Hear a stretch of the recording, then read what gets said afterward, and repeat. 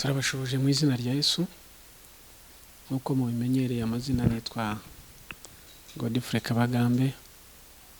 Dushimiye Imana cyane iduhaye umunsi ngo tuwishimiremo kandi tubonezererwemo niko ijambo ryayo rivuga. Kadusenga Imana. Mana yacu mu izina rya Yesu tugushimiye iki gitondo cyiza duhaye cy'umugisha, izina ryawe rihimbazwe. Dufite impamvu nyinshi zo kugushima, kuba turiho, kuba duhumeka, icyubahiro gikomeze kuba cyawe. Nanone duhaye umwanya ngo tuganire n'abadukurikiye ijambo ryawe. Turagusabye ngo abari wo bumwigisha mukuru utwigishe natwe tubone kuvugana n'ubwoko bwawe. Uduhane umugisha twese ku ijambo ryawe rivuga ngo umwigisha agabane n'umwigishwa. Duhabwe umugisha nawe kuko uri Imana nziza, icyubahiro kibi cyawe mu izina rya Yesu. Amen. Imana ibahe umugisha. Abushize twaganiriye ku ijambo nanone rivuga ngo ntutinye, ntukuke umutima kuko Uwiteka yohereje ingabo nyinshi zo kukurwanirira. Uyu munsi rero turashaka tuganire ku ijambo nahaye umutwe uvuga ngo Niwe Uphuka Inguma zacu kandi Akomora Ibikomere. Mu Kinyarwanda dore ko cyane dufite urubyiruko rutarasobanukirwa neza n'Ikinyarwanda, iyo Bibiliya ivuze inguma cyangwa mu Kinyarwanda inguma, urugumo urwo ari rwo rwose rugira ikirutera. Ushobora gukubitwa, ushobora gusitara, ibyo byose bikazana uruguma. Igikomere rero ni hantu habaye uruguma noneho hakaza kusana habaye igisebe. Nagira ngo dusome icyanditswe duhere muri Luka mu bice 10 umurongo wa 25, ariko cyane cyane ndi busimbuke ngere ku murongo wa 33 kugira ngo dukoreshe igihe neza.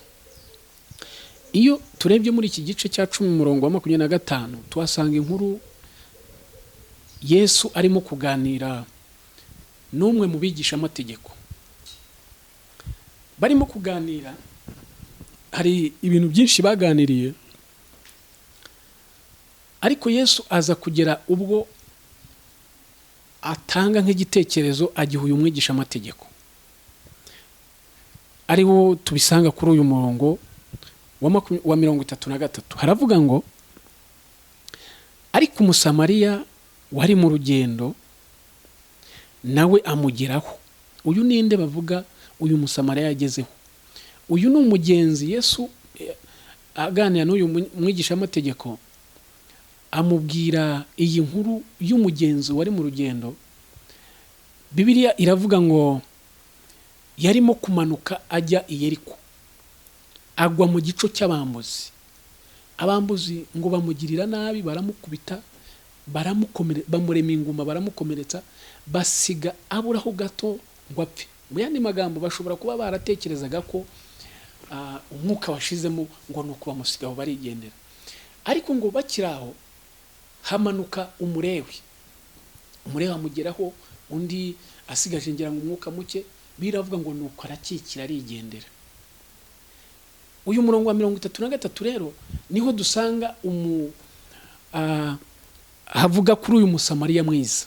Haravuga ngo ariko Umusamariya wari mu rugendo nawe amugeraho, amubonye amugirira impuhwe, aramwegera, amupfuka inguma, amwomoza amavuta yerayo na vino, amushyira ku ndogobe ye, amujyana mu icumbi ry'abashyitsi, aramurwaza. Bukeye bwaho yenda idenari 2 aziha nyir'icumbi ati umurwaze, kandi ibyo uzatanga byose birenze ku byo ngusigiye nzabikwishyura ngarutse. Yesu ashimwe cyane. aya niyo magambo nshatse ko tuganiraho, nahaye umutwe uvuga ngo niwe upfuka inguma kandi akomora ibikomere byacu. Ninde uyu nguyu ndimo kuvuga upfuka inguma kandi akomora ibikomere? Ndavuga Yesu. Iki kigereranyo cyangwa iyi nkuru Yesu arimo kuganira n'uyu mwigisha amategeko byashushanyaga uburyo Yesu yadukunze. Yesu nashimwe cyane. Uyu mugenzi arimo kugenda aguye mu gico cy'abambuzi, bamugirira nabi, baramukubita, baramukomeretsa, ariko Bibiliya ivuga umurewi ubundi n'abayobozi b'amatorero muri iki gihe, reka tubigereranye gutyo, n'abigisha mu nsengero, abapasitori, ngo amugezeho nuko yinyuriraho. Nagira ngo nkumenyeshe ko nta ruguma cyangwa igikomere gipfa kubaho kitazanywe, kidafite aho giturutse. Yesu nashimwe cyane. Wenda navuga gato nko ku bikomere cyangwa inguma zishobora kuzanwa n'ibihe. Ibihe bishobora kuzana igikomere, umuntu akaba akomeretse. Yesu nashimwe cyane. Urugero, ushobora kuba wari aho uri umwana ufite ababyeyi, igihe kikagera. Bibiliya ivuga ite mu mubwiriza? Salomo yaranditse aravuga ngo buri kintu cyose munsi y'ijuru cyagenewe igihe cyacyo. Hari igihe cyo kuvuka, hakaba n'igihe cyo gupfa. Hari igihe cyo guseka, hakaba n'igihe cyo kurira. Yesu nashimwe cyane. Iki gihe rero gishobora kukugeraho, ukaba wabura ababyeyi utabitekerezaga. Ibyo bikakuzanira uruguma, ndetse uruguma rukavamo igikomere, ku buryo ushobora, burya igikomere, inshuti zanjye, nagira ngo nkumenyeshe ko igikomere gishobora gutuma ibintu byose bigusharirira. Igikomere gishobora gutuma ubona ibintu byose nk'aho birangiye. Igikomere gishobora kugutera kwiheba no guhangayika. Igikomere gishobora gutuma uryama mu nzu ariko ntusinzire. Igikomere gishobora gutuma ubona abantu bose nk'abanzi bawe. Igikomere gishobora gutuma wicara mu bandi baseka ukibwira ko ari we baseka. Yesu nashimwe cyane. Nkuzaniye ijambo ry'ihumure rivuga ngo ni Kristo wenyine upfuka ibikomere kandi akomora n'ingoma zacu. Yesu ashimwe cyane. Igikomere, inshuti zanjye, gishobora gutuma ubona abantu bose ntawe ukwitayeho, kandi koko biranashoboka ko baba batanakwitayeho, ariko ndagira ngo umenyeshe ngo Kristo niwe wenyine wakomora ibikomere ufite. Yesu ashimwe cyane. Ibihe bishobora kugutera igikomere, ukabona itorero usengeramo ukumva nta munezero ufite, ukumva ntawe ukwitayeho, ukumva niwe badasura, ntabwo ari wowe. Ariko nagira ngo uhange amaso Kristo, niwe ubasha komora ibikomere byawe. Uyu Musamariya ageze kuri uyu mugenzi bakubise umerewe nabi, ngo nuko aramwegera amugirira impuhwe. Inshuti yanjye, nta wundi wakugirira impuhwe usibye Kristo. Abantu bakugirira impuhwe, ariko Kristo atakugiriye impuhwe abantu ntibazi kugirira. Nagira ngo nkuzanire ijambo ry'ihumure. Igikomere waba ufite icyo ari cyo cyose, waba waragitewe n'ibihe, waba aho cyaturutse hariho hose, nagira ngo nkumenyeshe ngo Kristo wenyine niwe ubasha gukomora ibikomere. Hari ibikomere bishobora gutuma umwana ava mu rugo rukize akajya kuba amayibobo ku muhanda. Igikomere gishobora gutuma uhunga agace wakuriyemo ukajya ku yindi street, kuko urimo kubona abantu bose nawe ugukunda. Uya ntabwo ari ukutagukunda, ahubwo icyo ni igikomere. Ariko nkuzaniye umuti uvura igikomere, ni Kristo wenyine. Uyu Musamariya agereranywa na Kristo wadusanze aho twigaraguraga. Bibiliya iravuga ngo yadusanze mu ibata ngo twigaraguramo, nta n'uwadushaririye umukungu wacu, ndetse nta n'utwaye tw'uruhinja bigeze badukozaho, bigeze baduha. Ariko ngo nuko atugezeho, ngo aravuga ngo nimubeho. Yesu nashimwe cyane. atubonye adusanze aho abarebi bari bakikiye batatwitayeho, aho abahisi n'abagenzi batari bumvaga nta gaciro dufite, ariko ngo nuko atugezeho asanga turabo kubengukwa. Yesu nashimwe cyane. Uyu murewi ngo nuko amugezeho amugirira impuhwe, aramukanda, amwomoza amavuta ya elayo. Ngo nuko arangije amutwara mu icumbi ry'abashyitsi, amutangaho n'amafaranga, asiga abwiye uwaraho, aramubwira ngo ibindi byose bizamutangwaho ntahari, ngo ningaruka nzabyishyura. Uwo ni Kristo, we wadusanze aho twari turi, mu byaha, mu gahinda gakomeye, mu bwigunge, mu bupfubyi, mu bukene, niwe ubasha kutubwira ijambo ry'ihumure. Yesu ashimwe cyane. Inshuti zanjye bavandimwe, niba hari ibikomere ubona ufite, niba hari ibyo wanyuzemo bikagukanda bikagutera ibikomere, ushobora kuba wari ufite akazi keza ukakavaho, ibyo bikagutera ibikomere, ukajya ubona kuba mu bandi nta jambo ufite, wanyura ku bandi ukibwira ko ari we bavuga kandi bari muri bizinesi zabo.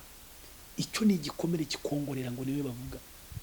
Ushobora kuba uri imfubyi udafite ababyeyi, ukumva ko isi no, ariko mwuzaniye umuti ni Kristo gusa. Yesu nashimwe cyane. Ushobora kubona ubuzima bukakaye, ushobora kubona ibintu bitagenda nk'uko ubyifuza, ariko nagira ngo Satani ntakongorere, ntakubwire ko bicitse. Nagira ngo umubwire ngo ni Kristo kandi ni wowe wo muri ibyo bikomere. Yesu ashimwe cyane. Uyu musamariya mwiza ashushanya Kristo. Niwe wenyine nagira ngo mbamenyeshe ko niwe wenyine ushobora gutanga umunezero. Uzi ko hari abantu banashatse bafite amago, ariko bafite ibikomere by'urushako. Kristo wenyine niwe ubasha gutanga umunezero, niwe wo muri bikomere. Hari abasore agakundana n'umukobwa, umuhungu akamwanga cyangwa umukobwa akamwanga, ibyo bikamutera ibikomere. No mu rugo yazashaka, yabana n'umugore akumva atamwishimiye, cyangwa umugabo akumva atishimiye umugore, ibyo ni ibikomere. Nshuti yanjye, Satani ntaguherane. Nagira ngo mumenyeshe ngo ni Yesu wenyine wo muri bikomere. Ese Yesu abyumura ate? Nuko tumuha ubuzima bwacu bwose, nuko tumubwira ijambo rivuga ngo Yesu turananiwe, dukeneye ngo dufate ukuboko. Haleluya. Yesu, ese namwita umudiplomate? Ntabwo mbizi. Ntabwo ajya akunda kwivanga mu buzima, akenera uruhare rwawe kumubwira ngo Yesu nkeneye kumfata ukuboko. Haleluya. Yesu akenera kumubwira ngo Yesu dore iki gikomera aho cyaturutse. Yesu arahari kugira ngo akomore ibikomere. Yesu ashimwe cyane. Kadusoreze ku ijambo riri muri Zaburi, Zaburi y'147, kamere ku murongo wa 2.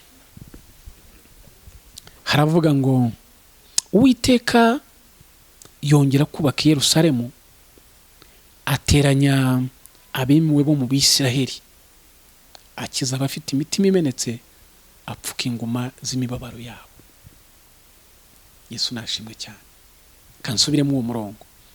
Haravuze ngo Uwiteka yongera kubaka Yerusalemu, ateranya abimiwe bo mu Bisiraheli, akiza abafite imitima imenetse,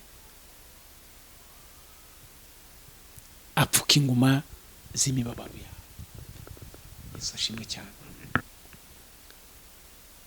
Nagira ngo nkumenyeshe ko, cyangwa nkuzanira ijambo ry'ubuhanuzi rivuga ngo Yesu akugarurire ibyaho wimuwe. Aba Bisiraheli bigeze gukora ibyangwa n'Uwiteka, Uwiteka bahana mu maboko y'abanzi babo, ariko Uwiteka aza kongera kubagarukira. Haleluya. Niho Dawidi yavuze muri iyi Zaburi, aravuga ngo Uwiteka yongera kubaka Yerusalemu. Amen. Kandi ntiyahubaka gusa. Nagira ngo Uwiteka akugenderere yubake ahawe hari harasenyutse. Haleluya. Uwiteka yongere kukwitegereza, yongere kubona iyo mibabaro yawe, yongere kubona ibyo bikomere byawe, narangiza apfuka inguma zawe. Nshuti bavandimwe, icyo Imana yaturemeye ntabwo yaturemeye ubuzima bw'umubabaro. Never. Ni Satani wenyine ushobora kuzana umubabaro. Amen. Ariko Kristo we yaturemeye ubuzima bw'umudendezo. Yaturemeye kuba turi free, kuba nta kitushye. Haleluya. Nagira ngo muzanire ijambo ry'ihumure, niwe wenyine Yesu. Nkunda Bibiliya, mugabo yaravuze ngo harabiringiye amagare n'amafarashi, ngo ariko twebweho ngo tuzahora twiringira Uwiteka. Nagira ngo ngumenyeshe, ntugire ibintu uhanga amaso. Uzi ko hari abantu bafite amamiliyari n'amamiliyari ariko bafite ibikomere, bafite imibabaro mu mitima yabo, batishima, agera mu nzu y'itaje ariko ntabone ibitotsi, ntasinzire. Yesu ashimwe cyane kubera ibikomere, kubera inguma. Ariko nagira ngo ngumenyeshe, Kristo wenyine, Yesu wapfuye ku musaraba akazuka, ibyo byonyine byaduhesheje umudendezo. Nagira ngo uhange amaso uwo twizeye, umuhanga amaso, niwe wenyine. Ntabwo amafaranga yakiza ibikomere, ntabwo ababyeyi bakiza ibikomere, ntabwo umugabo yakiza ibikomere, ntabwo abana bakiza ibikomere. Oya, uzi ko igikomere gishobora gutuma uryamanye n'uwo ukunda mu mubiri ari umudamu wawe ariko umutima wawe utishimye. Uzi ko ushobora kuba uri kumwe n'abana muri saro mukina ariko mu mutima wawe wumva ufite igikomere. Nagira ngo ngumenyeshe, nta kindi cyaguhesha amahoro, ni Kristo watwitangiye ku musaraba. Yesu ashimwe cyane, niwe ubasha kumura ibikomere byacu. Imana ibamugisha, turabakunda cyane. Mana yacu mu izina rya Yesu turagushimiye ibyo waduhaye kuvugana n'ubwoko bwawe, natwe nibyo tubuze. Turagusabye rero ukomeze kudushyigikira kandi womore ibikomere byacu. Izina ryawe rihimbazwe, mu izina rya Yesu. Amen.